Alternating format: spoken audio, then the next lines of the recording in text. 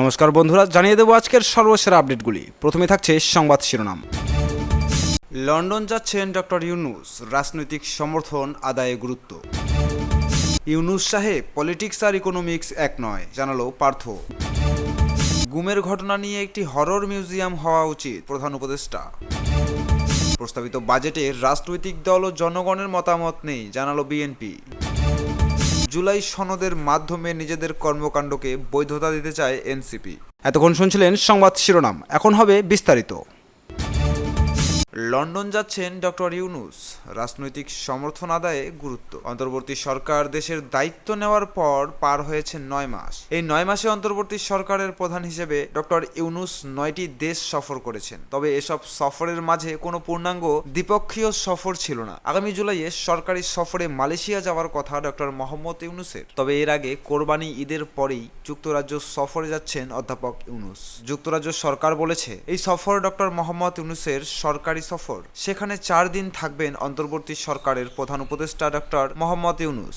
রাজনৈতিক সমর্থন আদায়ে সফরটি বেশ তাৎপর্যপূর্ণ বলে মনে করা হচ্ছে। ধারণা করা হচ্ছে আওয়ামী সরকারের কাছের বেশ কিছু ব্যক্তির যুক্তরাজ্যে অবস্থান ও পাচার হওয়ার অর্থ ফেরত আনার প্রসঙ্গ আলোচনায় তুলবে ঢাকা। সরকারের কর্মকর্তারা জানিয়েছেন, লন্ডন সফরকালে ডক্টর ইউনূস যুক্তরাজ্যের রাজা তৃতীয় চার্লসের সঙ্গে সাক্ষাৎ করবেন। আর প্রধানমন্ত্রী কিয়ার স্টারমারের সঙ্গে প্রধান উপদেষ্টার দ্বিপক্ষীয় বৈঠকের প্রস্তুতি চলছে। আগামী 12 জুন বাকিংহাম প্রাসাদে রাজা তৃতীয় চার্লসের সঙ্গে দেখা করবেন ডক্টর ইউনূস। ওই দিন বিকেলে সেন্ট জেমস প্রাসাদে রাজা তৃতীয় চার্লসের হাত থেকে কিংস চার্লস হারমোনি অ্যাওয়ার্ড গ্রহণ করার কথা সরকার প্রধানের। আগামী 11 জুন 10 নভেম্বর ডাউনিং স্ট্রিটে কিয়ার স্টারমারের সঙ্গে প্রধান উপদেষ্টার দ্বিপক্ষীয় বৈঠক হওয়ার কথা। এছাড়া তিনি যুক্তরাজ্যের নীতি গবেষণা প্রতিষ্ঠান চ্যাথাম হাউস আয়োজিত এক সংলাপে অংশ নেওয়ার কথা রয়েছে। ঢাকা লন্ডনের কূটনৈতিক সূত্র বলেছে, ইউনূস স্টারমারের বৈঠক বাংলাদেশ থেকে পাচার হওয়ার অর্থ ফেরত আনা, বিনিয়োগ ও দ্বিপক্ষীয় বাণিজ্য বাড়ানোর, রোহিঙ্গা সংকটের মতো বিষয়গুলো আলোচনায় আসতে পারে। তবে সামগ্রিকভাবে রাজনৈতিক সমর্থনের বিষয়টি গুরুত্ব পাবে বলে ধারণা করা হচ্ছে। যেখানে বাংলাদেশের গণতান্ত্রিক উত্তরণে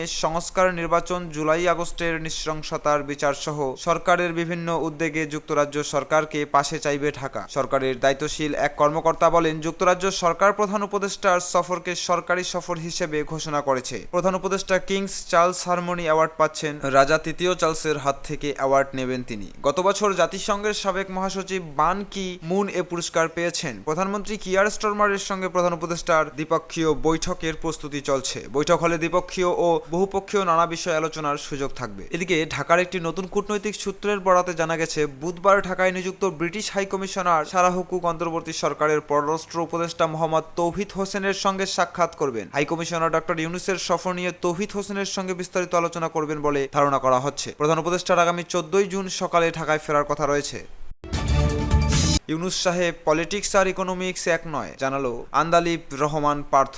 বাংলাদেশ জাতীয় পার্টির চেয়ারম্যান আন্দালিব রহমান পার্থ বলেছেন, ইউনূস সাহেব, পলিটিক্স আর ইকোনমিক্স এক নয়। পলিটিক্সে 2 আর 2 22 হয়, ইকোনমিক্সে 2 আর 2 4 হয়। মঙ্গলবার ঢাকা রিপোর্টার্স ইউনিটিতে গণ অধিকার পরিষদ আয়োজিত গণহত্যার বিচার, রাষ্ট্র সংস্কার ও নির্বাচনের রোডম্যাপ শীর্ষক আলোচনা সভায় তিনি একথা বলেন। নির্বাচন প্রসঙ্গে তিনি বলেন, অনেকে বলেন আপনারা ডিসেম্বরের নির্বাচন চান। ডিসেম্বরের নির্বাচনের কথা আমরা বলিনি। আপনি ইউনূস সাহেব বলেছেন ডিসেম্বরের নির্বাচনের কথা, আমরা বলেছি আপনার সেই ওয়াদা আপনি রাখেন। আমাদের মুখ থেকে ডিসেম্বরের কথা আসেনি। প্রধান উপদেষ্টাকে উদ্দেশ্য করে আন্দালিব রহমান পার্থ বলেন, আপনার ক্ষমতার উৎস জনগণ, যেহেতু সংসদ নেই আপনার ক্ষমতার উৎস আমরা রাজনীতিবিদরা, সুশীল সমাজ, ব্যবসায়ীরা। আজকে আপনি যে সংস্কারের কথা বলছেন, সাধারণ মানুষের কি সংস্কারের একটা প্রস্তাব আসছে? আজকে 2 লাখ মানুষ চাকরি হারিয়েছে বাংলাদেশে, তার সংস্কারের তো কোনো কথা বলেননি। আজকে ব্যবসায়ীরা হাহাকার করছে, এনবিআর দিয়ে এবং বিভিন্ন সংস্কার দিয়ে তাদের শেষ করে ফেলা হচ্ছে। গার্মেন্টস বন্ধ হয়ে যাচ্ছে, তাদের কথা বলার কোনো জায়গা নেই। বিজেপি চেয়ারম্যান বলেন, 17 বছর বাংলাদেশের মানুষ ভোট দেয়নি। আপনি মানুষের ক্ষমতাটা মানুষের হাতে দিয়ে দেন, মানুষ আপনাকে সবসময় স্মরণ রাখবে। আমরাও আপনাকে শ্রদ্ধার সঙ্গে স্মরণে রাখবো। আমি আগেও বলেছি সাহেব, পলিটিক্স আর ইকোনমিক্স এক নয়। পলিটিক্সে 2 আর 2 22 হয়, ইকোনমিক্সে 2 আর 2 4 হয়। নির্বাচনই বাংলাদেশের বড় সংস্কার উল্লেখ করে পার্থ বলেন, নির্বাচন দিলেই সব সমস্যার সমাধান হবে না এবং সবকিছু শেষও হবে না, কিন্তু নির্বাচনই জনগণকে ক্ষমতায়িত করার একমাত্র পথ। নির্বাচন বাংলাদেশের সবচেয়ে বড় সংস্কার, আর বাকি সব সংস্কার সেটা সময়ের ব্যাপার। গুমের ঘটনা নিয়ে একটি হরর মিউজিয়াম হওয়া উচিত, জানালো প্রধান উপদেষ্টা। কি ভয়াবহ এক একটি ঘটনা! আমাদের সমাজের ভদ্রলোকেরা, আমাদের ওই আত্মীয় পরিজনেরা গুমের মতো ঘটনাগুলো ঘটিয়েছে, যা গা শিউরে ওঠার মতো ঘটনা। এসব কথা জানিয়ে প্রধান উপদেষ্টা ডক্টর মোহাম্মদ ইউনূস বলেছেন, আপনারা যা যা কিছু পেয়েছেন তার ভিত্তিতে একটি হরর মিউজিয়াম হওয়া উচিত। বুধবার প্রধান উপদেষ্টা অধ্যাপক ডক্টর মোহাম্মদ ইউনূসের কাছে দ্বিতীয় ইন্টারিম রিপোর্ট জমা দিয়েছে গুম সংক্রান্ত তদন্ত কমিশন। পরে প্রধান উপদেষ্টা সব কথা বলেন। প্রধান উপদেষ্টা বলেন, গুমের ঘটনাগুলো গা শিউরে ওঠার মতো ঘটনা। এ ধরনের বন্দিশালা কেমন হয়? 3 ফিট বাই 3 ফিট খুপড়ির মধ্যে দিনের পর দিন, মাসের পর মাস আটকে থাকায় যে নির্মমতা, নিষ্ঠুরতার চিত্র মানুষের কাছে তুলে ধরা উচিত। প্রতিবেদনটি পাওয়ার পর প্রধান উপদেষ্টা আরও বলেন, প্রতিবেদনটি ওয়েবসাইট ও বই আকারে প্রকাশের ব্যবস্থা করতে হবে। এটি ঘিরে শুধু বাংলাদেশ নয়, বৈশ্বিকভাবেও আগ্রহ রয়েছে। এ সময় তিনি কমিশন সদস্যদের কাছে প্রতিবেদনের আশু করণীয়গুলো চিহ্নিত করে কোনটি কোন মন্ত্রণালয়ের আওতায় পড়েছে তা সুনির্দিষ্ট করে দেওয়ার নির্দেশনা দেন, যাতে করে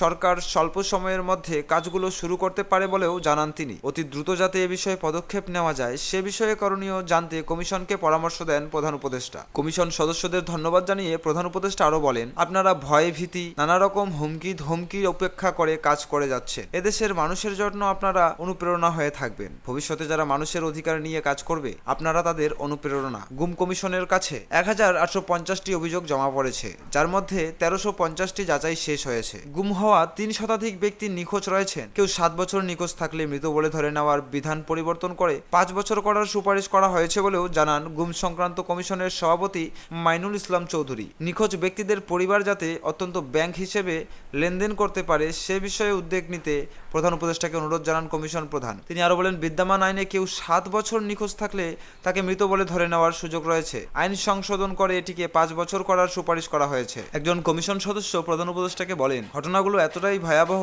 যে জড়িত অনেক কর্মকর্তা ও অন্যান্যরাও অনুশোচনায় ভোগেন। তারা আমাদের সঙ্গে যোগাযোগ করেন আত্মশুদ্ধির একটা প্রচেষ্টা হিসেবে। 2 জন অফিসার লিখিতভাবে এর থেকে পরিত্রাণ চেয়ে চিঠিও লিখেছেন। চিত্রগুলো গণভবনে পাওয়া গেছে। তৎকালীন সেনাপ্রধান জনসম্মুখে এই চিঠির কথাও স্বীকার করেছেন।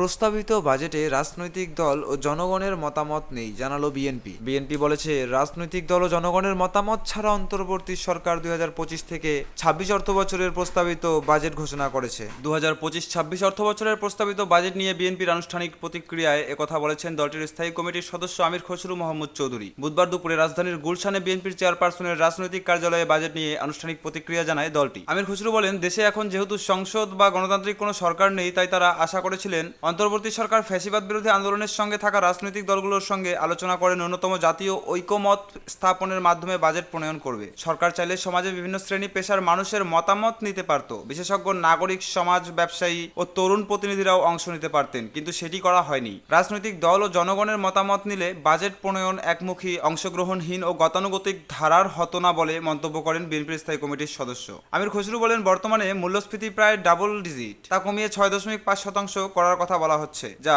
বাস্তবসম্মত মনে হয় না। দরিদ্র বৃদ্ধির হারে লাগাম টানা যেত। বিশ্বব্যাংক তথ্য বলেছে, অন্তর্বর্তী সরকারের আমলে 23 লাখের বেশি মানুষ আগের চেয়ে বেশি দরিদ্র হয়ে পড়েছে। বিএনপির এই নেতা বলেন, বাংলাদেশ পরিসংখ্যান ব্যুরোর হিসাব মতো 2024-25 অর্থবছরের জিডিপি প্রবৃদ্ধি ছিল 3.97%। সেটা এবারের বাজেটে ধরা হয়েছে 5.6%, যা আগের সরকারের মতোই অবান্তর ও কাগুজে প্রবৃদ্ধি। খাদ্য নিরাপত্তার হুমকির মুখে। অপর্যাপ্ত ত্রুটিপূর্ণ দুর্নীতিগ্রস্ত সামাজিক সুরক্ষা খাতে পেনশন ও কৃষি ভর্তুকি অন্তর্ভুক্ত করে বরাদ্দ বাড়ানোর চেষ্টা হিসেবে দেখানো হয়েছে, কিন্তু সামাজিক সুরক্ষার জন্য সরকারি বরাদ্দ অপর্যাপ্ত থেকে যাচ্ছে। আমির খসরু বলেন, ব্যাংকের আর্থিক অবস্থা নাজুক। খেলাপি ঋণ আদায়, পাচার হওয়া অর্থ ফেরত আনা ও করজাল সম্প্রসারণের মতো পদক্ষেপ নিলে রাজস্ব আহরণের নতুন ভিত্তি তৈরি হতো। সরকার ব্যাংক খাতের উপর বেশি নির্ভরশীল।